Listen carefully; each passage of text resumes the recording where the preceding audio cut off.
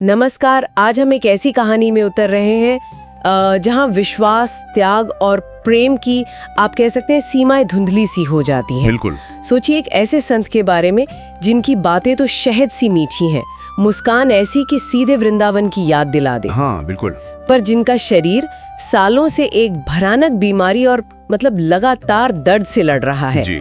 और कमाल की बात यह है कि डॉक्टरों ने तो बहुत पहले कह दिया था कि उनके पास ज्यादा वक्त नहीं है, शायद कुछ साल ही। हाँ, ऐसा सुनने में आया है। पर वो आज भी लाखों लोगों के लिए एक तरह से प्रेरणा का स्रोत बने हुए हैं, जीने की राह रोशन कर रहे हैं। सही बात है। ये सफर है कानपुर के अनिरुद्ध कुमार पांडे का, जी। जिन्हें आज हम सब श्री प्रेमानंद गोविंद शरण जी महाराज के नाम से जानते हैं। बिल्कुल। चलिए शुरू करते हैं। इस कहानी के ताने बाने को खोलते हैं, पता लगाते हैं कि इसमें ऐसा क्या है जो इतने दिलों को छू रहा है। बिल्कुल। तो कहानी की शुरुआत होती है उत्तर प्रदेश के कानपुर जिले से। वहाँ एक सरसोल ब्लॉक है, उसमें अखरी गांव। हाँ, अखरी गांव। समय है करीब 1969 के आसपास का। यहीं अनिरुद्ध कुमार पांडे का जन्म हुआ, एक सामान्य धर्मपरायण ब्राह्मण परिवार में। जी। पिताजी श्री शंभुनाथ पांडे वो धार्मिक प्रवृत्ति के थे, ज्योतिष का काम करते थे। अच्छा। और माँ श्रीमती रमा देवी, वो भी भक्ति में डूबी रहती थी, बड़ा भी रही है। उनके दादाजी भी सन्यासी थे। ओह अच्छा, दादाजी भी सन्यासी थे। जी। तो ये पारिवारिक माहौल शायद उनके शुरुआती आध्यात्मिक झुकाव का एक बड़ा कारण बना होगा। हाँ, ये तो हो सकता है। कहते हैं सिर्फ 5 साल की उम्र से ही वो भजन कीर्तन, रामायण, भगवत गीता इन सब में रुचि लेने लगे थे। बिल्कुल। उनके भतीजे हैं भानु प्रकाश पांडे, वो बताते भी हैं कि परिवार शुरू से ही बहुत सात्विक रहा है। सात्विक मतलब जैसे घर पर प्याज लहसुन तक नहीं बनता था और घर पर संतों का आना जाना लगा रहता का, तो वो माहौल मिला उन्हें बचपन से। हाँ, समझ गई। तो इसी माहौल में बचपन में ही उनके मन में एक बड़ा सवाल उठा जो अक्सर बच्चों के मन में नहीं आता। क्या सवाल? कि जब माँ बाप सब लोग एक दिन चले जाएंगे तो मेरा कौन होगा? हमेशा साथ रहने वाला कौन है? गहरा सवाल है ये तो, छोटी उम्र के हिसाब से। हाँ। और कहते हैं उनके उस बाल मन को जवाब भी मिला, मेरे तो सिर्फ भगवान है। अच्छा। और ये एक विचार, एक एहसास, आप सोचिए उनके पूरे जीवन की दिशा ही तय कर गया। बिल्कुल। और इसी का नतीजा ये हुआ कि सिर्फ 13 साल की उम्र में 13 साल। हाँ, जब वो 9वीं क्लास पास कर चुके थे तो सांसारिक चीजों से उनका मन पूरी तरह उछट गया। उछट गया मतलब मोह खत्म हो गया। स्कूल की किताबों से ज्यादा उन्हें गीता और रामायण के श्लोक खींचने लगे। अच्छा, तो पढ़ाई में मन नहीं लगता था फिर? ऐसा लगता है उनका झुकाव पूरी तरह अध्यात्म की ओर हो गया था। और फिर उन्होंने अपनी माँ से कहा भी, अम्मा मुझे लगता है मुझे घर छोड़कर भगवान को खोजने निकल जाना चाहिए। हाँ, माँ ने तो पहले सोचा होगा भाई बच्चे का मन है, सत्संग का असर है शायद। हाँ बिल्कुल, समझाया भी, बेटा भगवान ऐसे भाग कर नहीं मिलते। लेकिन अनिरुद्ध का इरादा पक्का था, वो मन बना चुके थे। हाँ, और फिर एक रात तड़के करीब 3 बजे बिना किसी को बताए, हाँ बिना किसी को बताए, बिना पैसे लिए, बिना किसी योजना के वो घर से निकल पड़े। सोच का भी अजीब लगता, 13 साल का बच्चा अकेले। बिल्कुल, बस एक तीव्र प्यास थी मन में, ईश्वर से मिलना है। जी, ये एक बहुत बहुत बड़ा कदम था उस उम्र में। और उनकी पहली मंजिल बनी काशी, जिसे हम वाराणसी या बनारस भी कहते हैं। हाँ, काशी। लेकिन यहाँ जीवन आसान नहीं था, बिल्कुल भी नहीं। कैसा था जीवन माँ? रोज सुबह गंगा जी में 3 डुबकी लगानी पड़ती थी, चाहे कड़ाके की ठंडी क्यों ना हो। 3 बार रोज? जी हाँ। फिर तुलसी घाट पर एक पीपल का पेड़ था, उसके नीचे बैठकर ध्यान करते थे। और फिर भिक्षा के लिए निकलना पड़ता था, वो भी बस 10-15 मिनट के लिए। जो मिल गया ठीक, नहीं तो रोज खाना मिले ये भी जरूरी नहीं था? नहीं, बिल्कुल नहीं। कई दिन तो ऐसे ही निकल जाते थे, सिर्फ गंगा जल पीकर। हे भगवान। हाँ, और ठंड से बचने के लिए तन पर कपड़े भी पूरे नहीं होते थे। क्या पहनते थे फिर? सुनने में आता है कि गेहूं की जो बोरियां होती है ना, टाट या चट्टी की, हाँ, उनको सिलकर पहनते थे। ये सुन के तो रोंगटे खड़े हो जाते हैं, इतनी कम उम्र में इतना कष्ट। जी, लेकिन कमाल की बात यह है कि इतनी मुश्किलों के बावजूद उनके मन में कोई शिकायत नहीं थी, बस ईश्वर का ध्यान था। ये सहन शक्ति कमाल की है। हाँ, और शायद काशी की ये जो कठोर साधना थी ना, ये सिर्फ शारीरिक तपस्या नहीं थी। तो फिर क्या थी? मुझे लगता है ये अनजाने में ही उनके मन को उस असाधारण सहन शक्ति और वैराग्य के लिए तैयार कर रही थी, जिसकी जरूरत उन्हें आगे जीवन में पड़ने वाली थी। हाँ, ये हो सकता है। ये कष्ट सहने की क्षमता ही शायद उनकी बाद की जो आध्यात्मिक यात्रा रही उसका आधार बनी। बिल्कुल। अच्छा, तो यहीं काशी में जब वो ध्यान करते थे उनके मन में पहली बार वृंदावन का ख्याल आया? हाँ, कि वृंदावन कैसा होगा, सुना तो बहुत है। जी। फिर कुछ समय बाद तुलसी घाट पर ही उन्हें एक संत मिले। जी। उस संत ने कहा कि काशी में रासलीला हो रही है, चलो देखने चलते हैं। पहले तो अनिरुद्ध ने मना कर दिया, उन्हें एकांत ज्यादा पसंद था, भीड़ भाड़ नहीं। हाँ, अपने स्वभाव के अनुसार। लेकिन वो संत बार बार कहते रहे तो फिर मान गए, चले गए। और रासलीला देखकर तो जैसे कहते हैं ना, मन का द्वार ही खुल गया। हाँ बिल्कुल, वो राधा कृष्ण का प्रेम, वो बांसुरी की धुन, वो पूरी तरह उसमें खो गए। 1 महीने तक रोज जाते रहे लीला देखने। जी। और जब लीला खत्म हुई और वो मंडली, वो कलाकार वृंदावन लौटने लगे, तब अनिरुद्ध का मन एकदम व्याकुल हो उठा, हाहाकार मच गया मन में कि अब ये प्रेम कहाँ मिलेगा। शायद यही भाव होगा। वो फौरन उस लीला मंडली के जो संचालक थे उनके पास गए और उनसे विनती की कि मुझे भी साथ ले चलो, मैं सेवा करूंगा। हाँ, लेकिन संचालक ने मना कर दिया, कहा ये मुमकिन नहीं है। पर उन्होंने एक बात कही जो अनिरुद्ध के लिए जैसे कोई ईश्वरीय संकेत बन गई। क्या बात? तो उन्होंने कहा, बाबा ये तो मुमकिन नहीं है, पर तुम एक बार वृंदावन जरूर जाना। बिहारी जी तुम्हें नहीं छोड़ेंगे। बिहारी जी तुम्हें नहीं छोड़ेंगे। वाह, ये तो जैसे बुलावा ही आ गया। बिल्कुल। और इसी प्रेरणा से काशी में कुछ और समय बिताने के बाद वो वृंदावन की ओर चल पड़े। वृंदावन, जहां उनके जीवन का आप कह सकते हैं सबसे महत्वपूर्ण अध्याय शुरू होना था। जी हाँ, यहाँ उनकी मुलाकात हुई राधा वल्लभ संप्रदाय से। राधा वल्लभ संप्रदाय, जी, ये श्री राधा रानी को ही परम तत्व मानता है ना? इसमें भक्ति का मार्ग प्रेम और सेवा से होकर जाता है। श्री कृष्ण से ज्यादा श्री राधा की प्रधानता है। तो वृंदावन में सबसे पहले उनकी भेंट हुई श्री मोहित गोस्वामी जी से। हाँ, मोहित गोस्वामी जी ने उन्हें शरणागति मंत्र की दीक्षा दी। ये शरणागति मंत्र क्या होता है, इसका क्या महत्व है?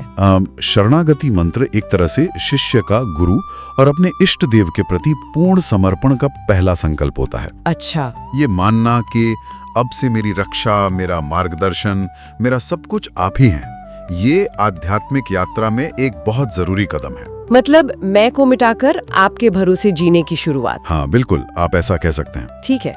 फिर मोहित जी ही उन्हें अपने गुरु श्री गौरांगी शरण जी महाराज के पास ले गए। जी, जिन्हें बड़े गुरुजी भी कहते थे।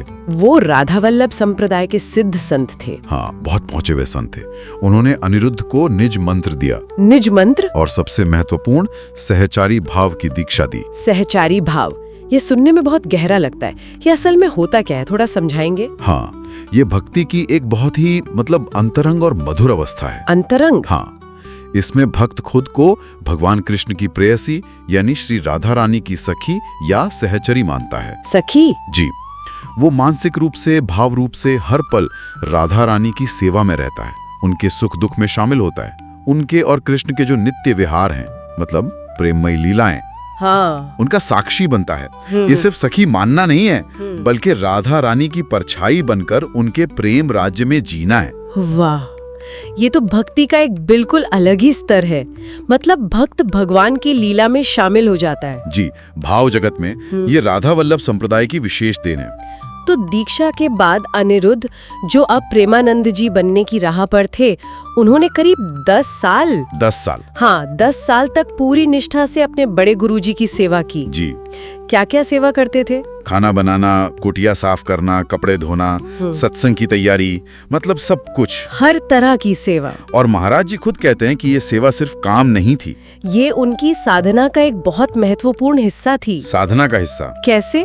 देखिए, गुरु सेवा से अहंकार गलता है जी, मन निर्मल होता है।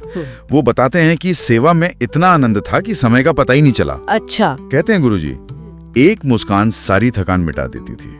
तो इस सेवा ने उन्हें विनम्रता, धैर्य और पूर्ण समर्पण का पाठ पढ़ाया, जो रसिक भक्ति के लिए जरूरी है। बिल्कुल, ये भाव बहुत जरूरी हैं। तो क्या इसी सेवा और साधना ने उन्हें रसिक संत बनाया?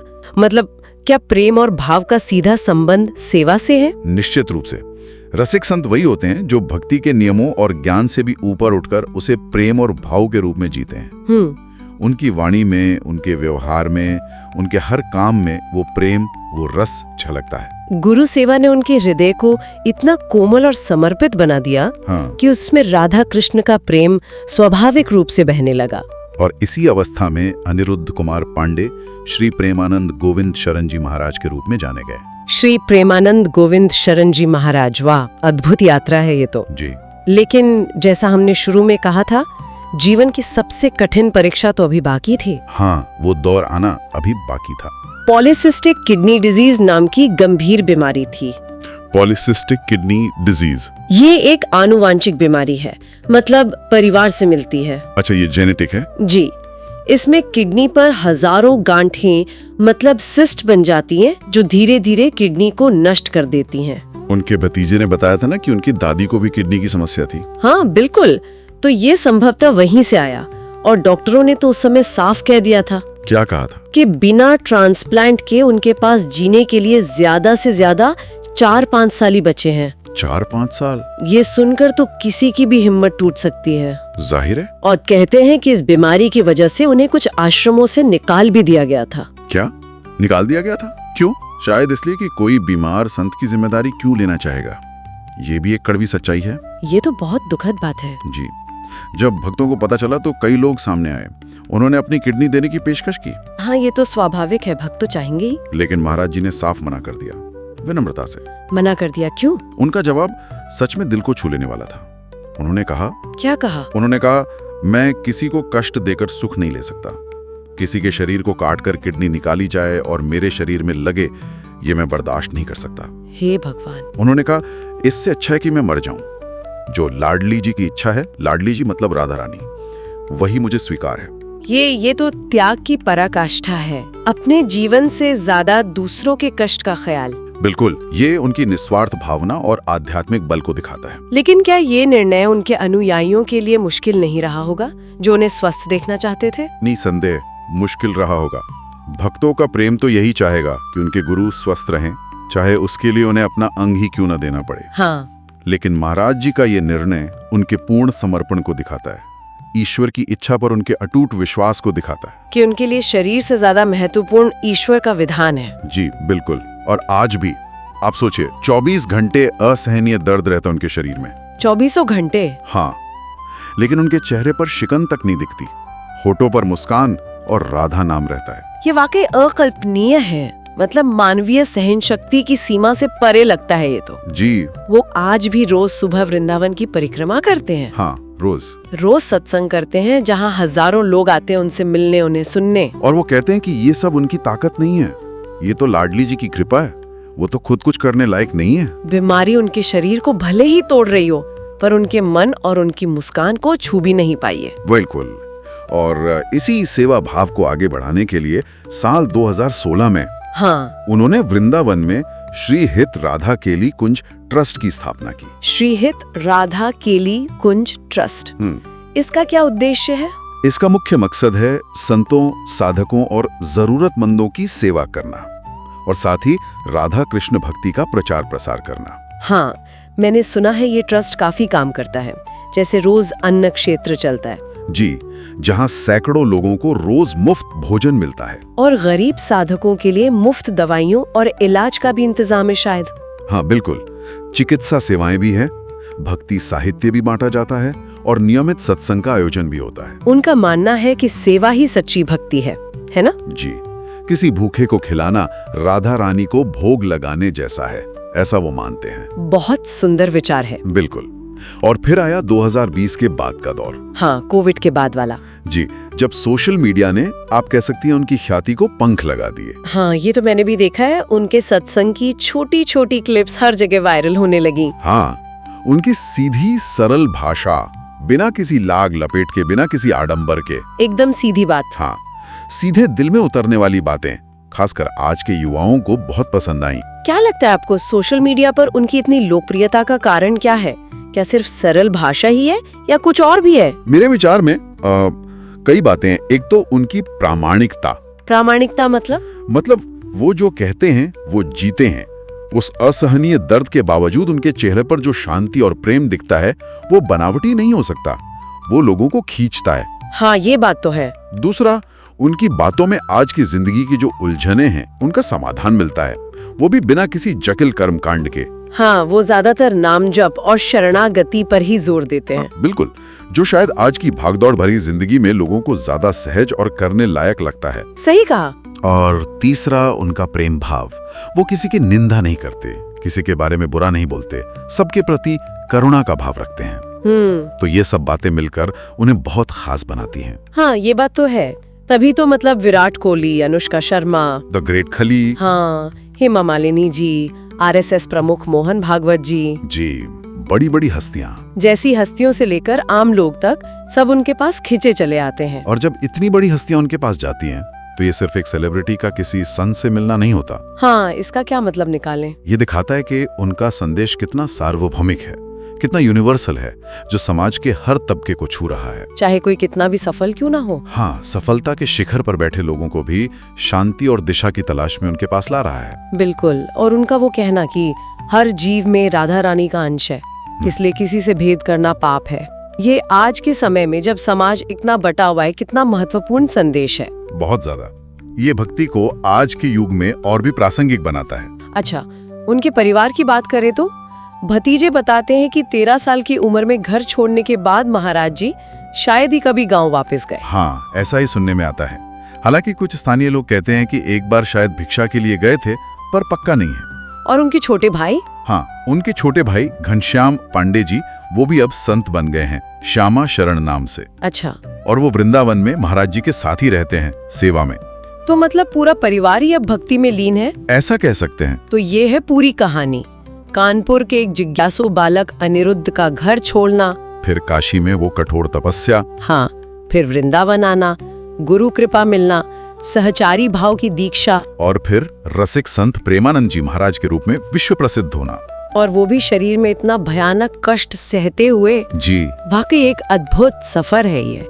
इसमें त्याग है, तपस्या है, गुरु भक्ति है, सेवा है, और सबसे बढ़कर वो असहनीय पीड़ा के बीच भी ईश्वर, खासकर श्री राधा रानी के प्रति अटूट विश्वास और पूर्ण समर्पण है। उनकी पूरी कहानी और उनका संदेश मुझे लगता है इसी प्रेम, सेवा और शरणागति के इर्द गिर्द ही घूमता है। बिल्कुल।